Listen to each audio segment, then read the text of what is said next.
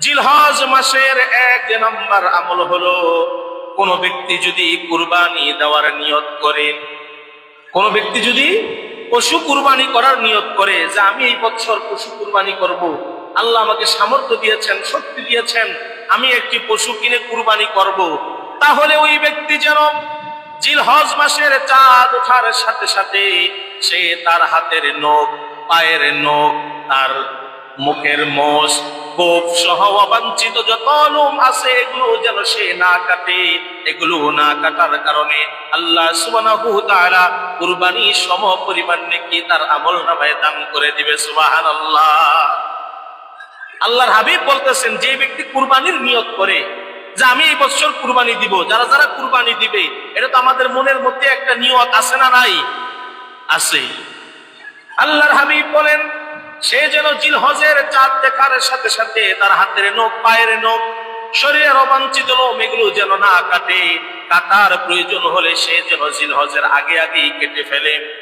একজন সাহাবী দাঁড়িয়ে জিজ্ঞাসা করেন, ইয়া রাসূলুল্লাহ, ইয়া হাবিবাল্লাহ, যে কুরবানি দেয় তার জন্য এই নিয়ম, কিন্তু আমরা যারা কুরবানি দিতে পারি না আমাদের জন্য কি এই নিয়ম পালন করা যাবে না? আমরা কি কোনো নেকি পাবো না? আল্লাহর হাবিব বলেন, অবশ্যই অবশ্যই, যদি তোমরাও যারা কুরবানি দিতে পারবে না তোমরাও যদি এই আমলগুলো করো, জিলহজের চাঁদ ওঠার সাথে সাথে তোমাদের হাতের পায়ের নখগুলো কাটা বন্ধ করে দাও, শরীরের অবাঞ্ছিত লোমগুলো কাটা বন্ধ করে দাও, কুরবানির পরে গিয়ে কাটো, আল্লাহ সুবহানাহু ওয়া তাআলা তোমাদের আমলনামায় নেকি দান করবে। সুবহানাল্লাহ। তাহলে এই হাদিস দ্বারা প্রমাণিত হলো, আমরা যারা কুরবানি দিব বা দিব না উভয়ই আমরা চেষ্টা করব জিলহজ মাস আসার আগে আগেই। যেমন আজকে 25 তারিখ, যদি 29 মাস যায় তাহলে আছে আর 4 দিন, আর যদি 30 মাস যায় তাহলে আছে 5 দিন।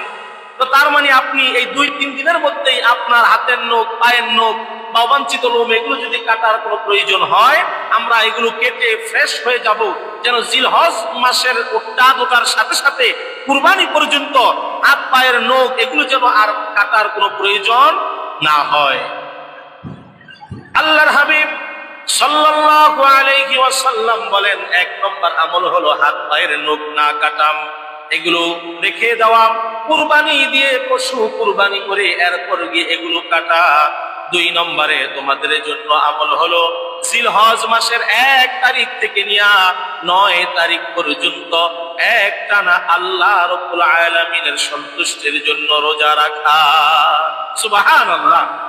1 তারিখ থেকে কয় তারিখ? 9 তারিখ। 1 তারিখ থেকে 9 তারিখ। আল্লাহর হাবিব বলেন, তবে যারা আরাফার ময়দানে অবস্থান করবে তারা ব্যতীত।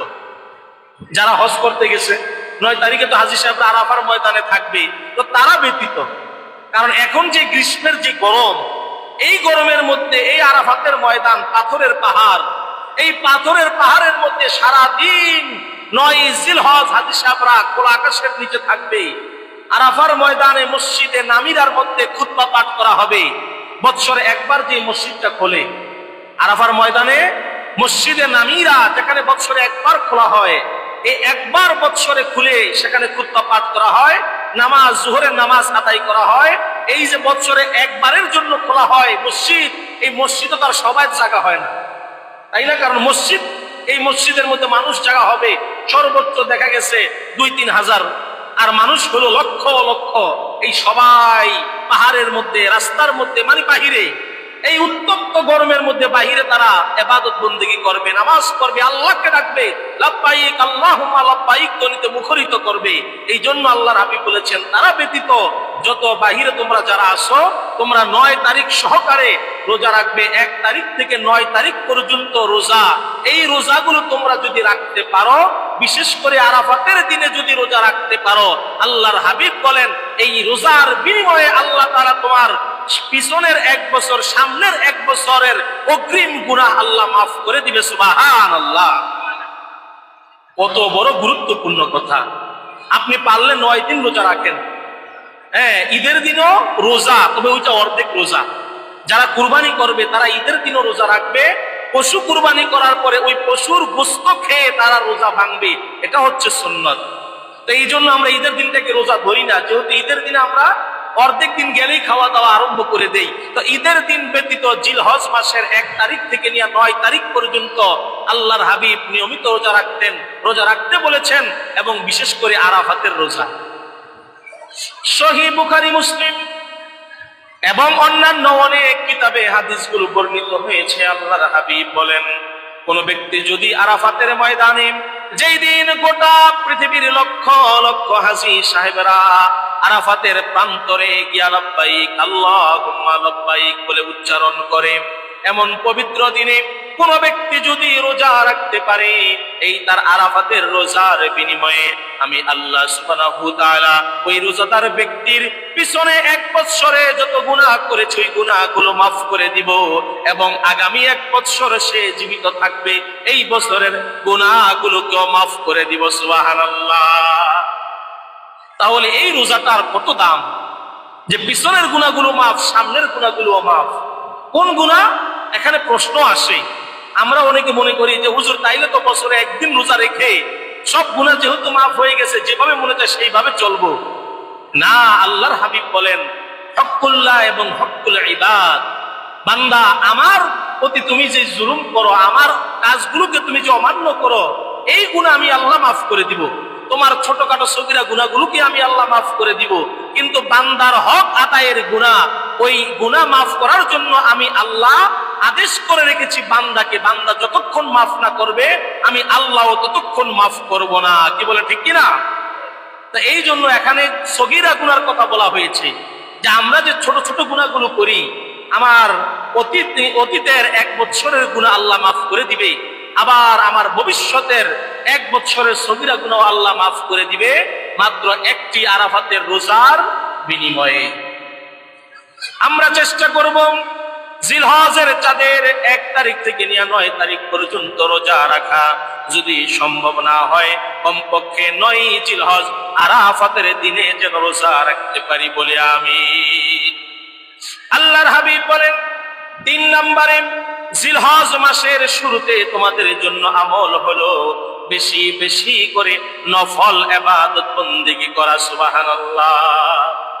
নফল নামাজ পড়া, তাসবিহ তাহলিল পাঠ করা, জিকির করা, কোরআন তেলাওয়াত করা, এই যে নফল যত ইবাদত বন্দেগী আছে, রমজান মাসে যেমন নফল ইবাদতের বিনিময়ে আল্লাহ ফরজের সওয়াব দান করে, ঠিক তেমনি ভাবে জিলহজের চাঁদে নফল ইবাদতের বিনিময়ে অন্যান্য মাসের চাইতে অনেক বেশি নেকি আল্লাহ তাআলা দান করে। সুবহানাল্লাহ।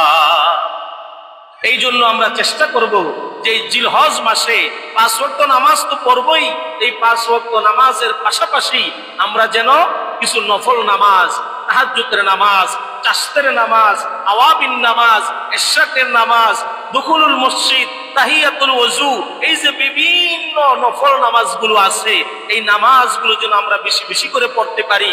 মহল্লার মা বোনেরাও যেন 5 ওয়াক্ত নামাজের আগে 2 রাকাত নফল নামাজ, অথবা নামাজের পরে 2 রাকাত নফল নামাজ, এবং বিশেষ করে মা বোনেরা এই যে আরাফাতের দিনের রোজা, জিলহজ মাসের রোজা, এগুলো যেন এই নফল ইবাদত বেশি বেশি করে আমরা এই দিনগুলোতে করতে পারি বলে আমিন। আল্লাহর হাবিব বলেন, বান্দার অধিক অধিক নেকির জন্য আল্লাহ সুবহানাহু ওয়া তাআলা এই যে জিলহজের 10 দিনে আরেকটি স্পেশাল আমল হলো বেশি বেশি করে আল্লাহর দরবারে তওবা করা। কি করা? তওবা করা। তওবা মানে অনুশোচনা, অনুতপ্ত। আল্লাহ তাআলা বলেন, তুবু ইলাল্লাহি তাওবাতুন নাসুহা। বান্দা এমন তওবা করো, তওবা করার মতো তওবা করো, খামখেয়ালি তওবা করো না।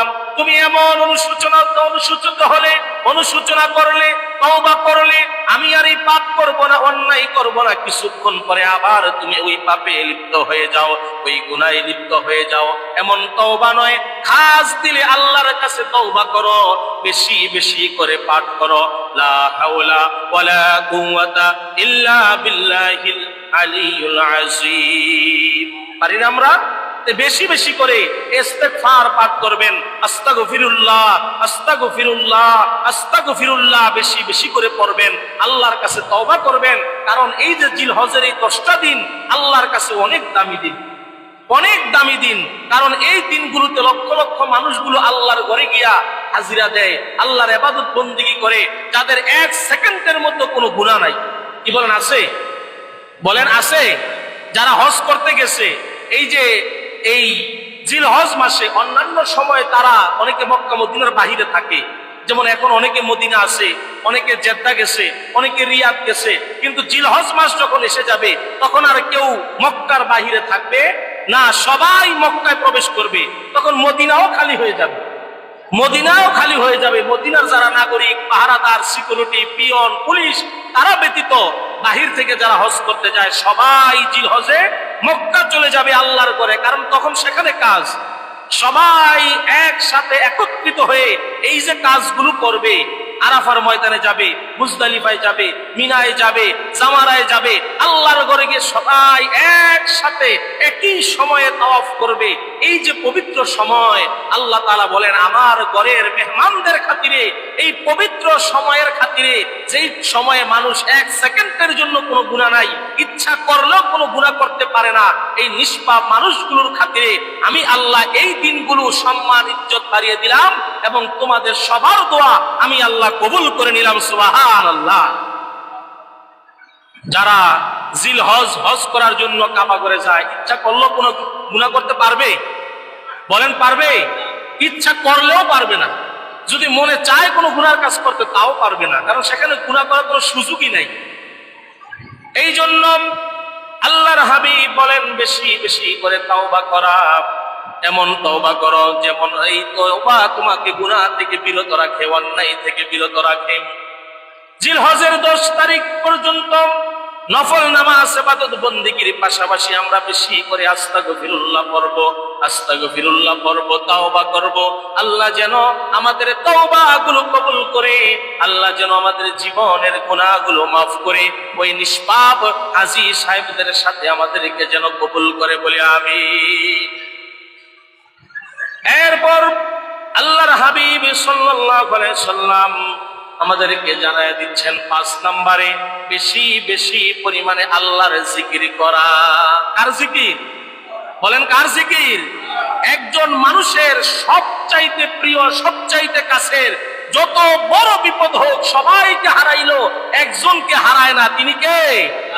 আল্লাহ। এই জন্য আল্লাহর হাবিব বলেছেন, এই যে জিলহজের 10 দিন মক্কা মদিনায় গিয়া মানুষ সর্বক্ষণ আল্লাহকে ডাকে, আল্লাহকে ডাকে। বান্দা তুমিও আল্লাহকে ডাকো, তুমি যেখানেই থাকো। তুমি মক্কা মদিনা যেতে পারো নাই, তোমার এলাকায় বসে তুমি আল্লাহকে ডাকো, তোমার অফিসে বসে তুমি আল্লাহকে ডাকো, তোমার মসজিদে বসে তুমি আল্লাহকে ডাকো। তোমার এই ডাকাটা আল্লাহ সুবহানাহু ওয়া তাআলা যদি কবুল করে, ওই হাজী সাহেবদের সঙ্গে কবুল করে নেয়, বান্দা এটা তোমার নাজাতের জন্য যথেষ্ট। কি বলেন, ঠিক কিনা? এই জন্য আল্লাহর হাবিব বলেন বেশি বেশি করে 5 নম্বরে আমল হলো জিকির করা। সুবহানাল্লাহ, আলহামদুলিল্লাহ, আল্লাহু আকবার, লা ইলাহা ইল্লাল্লাহ, সুবহানাল্লাহি ওয়া বিহামদিহি, সুবহানাল্লাহিল আযীম, হাসবুনাল্লাহু নি'মাল ওয়াকিল, নি'মাল মাওলা ওয়া নি'মান নাসির। পারি কি পারি না? এগুলো একবারে সহজ না কথাগুলো? একেবারে সহজ জিকির। তো আমাদের 5 নম্বর জিলহজের আমল হলো বেশি বেশি করে জিকির করা। জিকির করা, মনের মধ্যে সর্বক্ষণ আল্লাহ পাকের জিকির রাখা। এই পবিত্র সময়ে মনটাকে অন্যদিকে না নিয়ে, গুনার কাজে লিপ্ত না হয়ে, মনটাকে আল্লাহমুখী করে মনে মনে সর্বক্ষণ আল্লাহ পাকের জিকির করা। সকলে বলি আমিন। 6 নম্বরে আল্লাহর হাবিব সাল্লাল্লাহু আলাইহি সাল্লাম বলেন, সামর্থ্যবান ব্যক্তি যারা আছে তাদের উপরে হজ করতে যাওয়া, উমরা করতে যাওয়া। 6 নম্বর জিলহজের আমল হলো, যারা সামর্থ্যবান ব্যক্তি, যাদেরকে মক্কা মদিনা যাওয়া পর্যন্ত যে খরচ, এই খরচের সম্পদের মালিক আল্লাহ তাআলা বানিয়েছে, তারা হজ করতে যাবে। এটা হচ্ছে তাদের জন্য সর্বোত্তম একটি কাজ।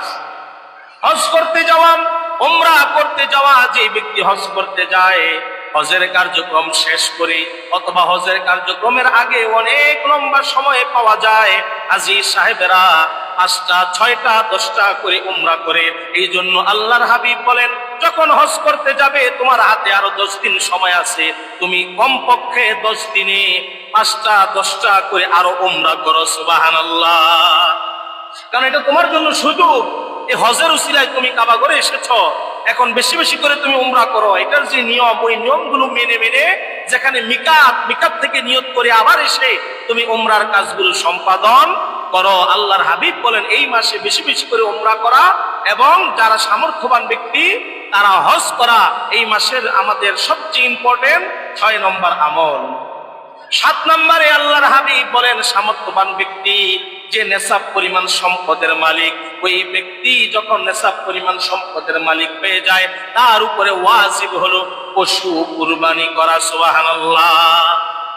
নেশাব পরিমাণ সম্পদের মালিক আমরা তো এটা সবাই জানি, যেহেতু এই ওয়াজ প্রায় সময় শুনি। নেশাব পরিমাণ সম্পদরা কি?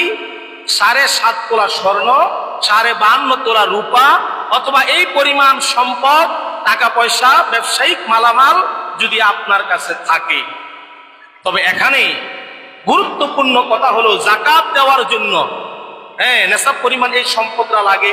জাকাতের বয়স হতে হয় 1 বছর, আর কুরবানির বয়স 1 বছর না, কুরবানির বয়স হলো মাত্র 1 দিন। কয়দিন বলেন? কয়দিন? আপনি 7.5 তোলা স্বর্ণ, 52 তোলা রূপা বা এই পরিমাণ টাকা বা নগদ টাকা, ব্যবসায়িক মালামাল যদি আপনার কাছে থাকে, তাহলে 1 বছর যদি এই মালগুলো আপনার কাছে থাকে, 1 বছর পরে গিয়ে আপনি জাকাত দিবেন।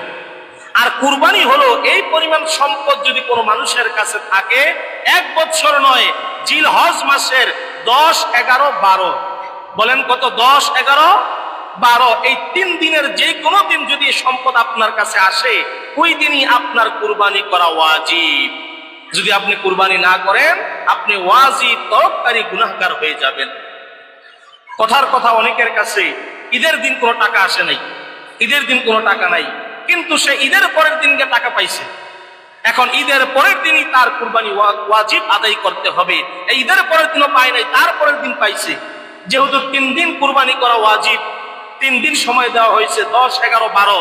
তো যদি 12 তারিখও কোনো ব্যক্তির কাছে টাকা আসে, যে আমার কাছে টাকা আসছে সূর্য ডুবার আগে আগে, সূর্য ডুবার আগে আগে, কারণ আরবি তারিখ হচ্ছে সূর্য ডুবার সাথে সাথে আরবি একদিন চলে যায়, সন্ধ্যা হওয়ার সাথে সাথে নতুন আরেক দিন চলে আসে। তো যদি 12 তারিখ সূর্য ডুবার আগে আগে আপনার কাছে টাকা আসে, নেশাব পরিমাণ সম্পদের মালিক হন, তাহলে ঈদের 2 দিন পরে হলেও আপনাকে কুরবানি আদায় করতে হবে, নয়তো এই কঠিন গুনাহগার হয়ে যাবেন এই ওয়াজিব তরক করার কারণে। তাহলে এবার চিন্তা করে দেখেন যে আল্লাহ সুবহানাহু ওয়া তাআলা যাকাতের ব্যাপারে আমাদের কত সহজ করে দিয়েছেন, যেটা তুমি 1 বছর পরে দাও। আর কুরবানিকে আল্লাহ দিয়েছেন যেই দিন সম্পদের মালিক হবে, 10, 11, 12 এই 3 দিনের যেই কোনো দিন মালিক হবে ওই দিনই কুরবানি দিবে। কেন? কারণ এটার সময়ই তো 3 দিন, এইটার সময়ই তো 3 দিন, এটার জন্য তার আপনাকে 1 বছর সময় দেওয়ার কোনো সুযোগ নাই। অতএব এই জন্য আল্লাহ হাবিব সাল্লাল্লাহু আলাইহি সাল্লাম বলেন, এই জিলহজ মাসের 10, 11, 12 এই 3 দিনের মধ্যে যদি কেউ সামর্থ্যবান হয়, কুরবানি দেওয়ার সামর্থ্য থাকে, নেশাব পরিমাণ সম্পদের মালিক হয়, তাহলে সে যেন সাথে সাথে আল্লাহ পাকের এই হুকুম ওয়াজিব কুরবানি আদায় করে নেয়। আল্লাহ তাআলা আমাদের কবুল করুক, সকলে বলে আমিন।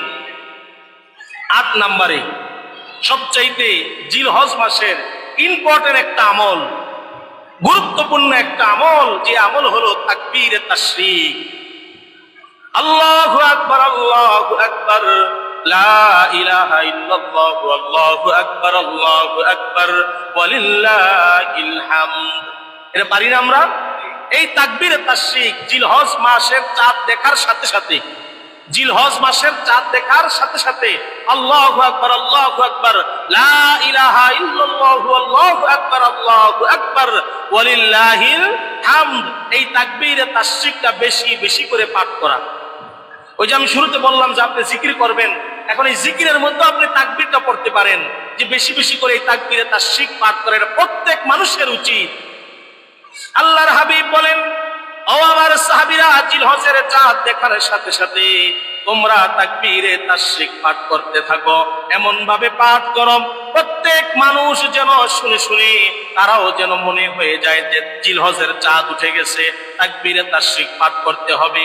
আমাদের দেশে রমজান মাস আসলে যেমন সাহারির সময় মাইক দিয়ে ডাকাডাকি শুরু হয়ে যায়, উঠুন জাগুন সাহারি খান, মানুষকে সচেতন করা হয়, ঠিক তেমনি ভাবে জিলহজের চাঁদ ওঠার সাথে সাথে প্রত্যেককে তাকবীরে তাশরিক পাঠ করে করে সবাইকে সচেতন করা। সুবহানাল্লাহ। সবাইকে সচেতন করা যে তাকবীরে তাশরিক পাঠ করা মানে আরেকজন শুনলেই বুঝে ফেলবে যে ও জিলহজ মাস এসে গেছে, জিলহজের চাঁদ দেখা গেছে। হযরতে ওমর রাদিয়াল্লাহু তাআলা আনহু সহ অনেক সাহাবীরা আল্লাহর হাবিবের জবান থেকে এই কথাটা শুনি তারা দৌড়ে বাজারের মধ্যে চলে গেল।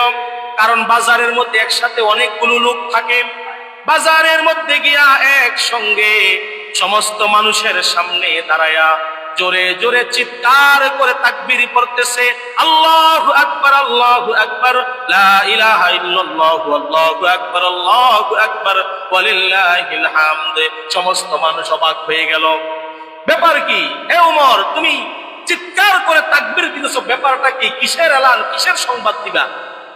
ওমর ফারুক রাদিয়াল্লাহু তাআলা আনহু বলেন, এটা হলো জিলহজ মাসের এলান, এটা হলো জিলহজ মাসের তাকবীর। আমার রাসূল বলেছেন প্রত্যেকটা মানুষের জবানে জবানে যেন জিলহজ মাস চাঁদ দেখার সাথে সাথে এই তাকবীরে তাশরিক পাঠ করে সবাইকে জানিয়ে দাও। সুবহানাল্লাহ। কিন্তু এই আমলটা এখন আমাদের মাঝে নাই। এই আমলটা আমরা শুরু করি জিলহজ মাসের 9 তারিখ থেকে 13 তারিখ। নামাজ যারা পড়ে, যারা নামাজি, নামাজ পড়তে আসলে ওই যে ইমাম সাহেব পড়ে, ইমাম সাহেবের সাথে সাথে একবার পড়ে এখানেই শেষ। অথচ আল্লাহর হাবিব বলেন জিলহজ মাসের চাঁদ দেখার সাথে সাথে তুমি তাকবীরে তাশরিক পাঠ করবে এবং জিলহজ মাসের 9, 10, 11, 12, 13 এই 13 তারিখ আসরের নামাজ পর্যন্ত তাকবীরে তাশরিক প্রত্যেকটি মুসলমান, বালেগ মুসলমান, পুরুষ হোক মহিলা হোক, 5 ওয়াক্ত নামাজের পরে সালাম ফিরানোর সাথে সাথে পুরুষেরা উচ্চ আওয়াজে আর মহিলারা নিম্ন আওয়াজে এই তাকবীরে তাশরিক পাঠ করা ওয়াজিব।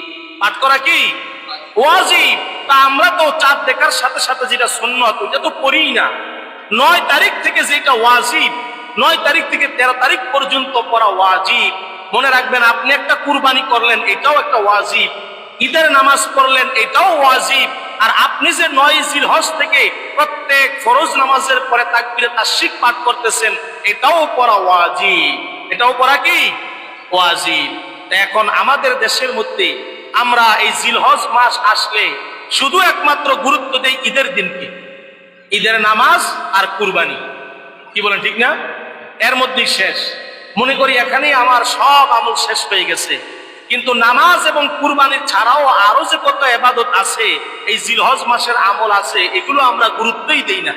আমরা মনে করি জিলহজের চাঁদ উঠছে, 10 তারিখে ঈদ হবে, ঈদের দিনে ঈদগায় যাব, মসজিদে যাব, নামাজ পড়ব, নামাজ পড়ে বাড়িতে এসে সবাই একত্রিত হয়ে পশু জবে করব, কুরবানি করব, গোশত খাবো, এর মধ্যেই আমাদের জিলহজের আমল শেষ। আল্লাহর হাবিব বলেন না না, এর মধ্যেই তোমাদের আমলগুলো শেষ নয়। জিলহজের চাঁদের সবচেয়ে ইম্পর্টেন্ট গুরুত্বপূর্ণ এলান হলো আল্লাহু আকবার, আল্লাহু আকবার, এই তাকবীরে তাশরিক পাঠ করা। বিশেষ করে 9 জিলহজ ফজরের নামাজ থেকে 13 জিলহজ আসরের নামাজ পর্যন্ত এই মোট 40 ওয়াক্ত নামাজে সালাম ফিরানোর পরে পুরুষেরা জোরে, মহিলারা আস্তে পড়া ওয়াজিব। বলেন পড়া কি? সবাই বলেন পড়া কি ওয়াজিব? এটা আপনাকে পড়তেই হবে। এখন বলবেন যে হুজুর আমি তো নামাজই পড়ি না, ওয়াজিব পালন করব, আমি তো ফরজই পালন করি না, নামাজই তো পড়ি না, আমি ওই ওয়াজিব পালন করব কোত্থেকে? এটা হচ্ছে আমাদের ব্যর্থতা, এটা হচ্ছে আমাদের চরম ব্যর্থতা, আমাদের চরম দুর্বলতা। এই দুর্বলতার জন্য আমাদের কঠিনভাবে আল্লাহর দরবারে এর মাসুল দিতে হবে।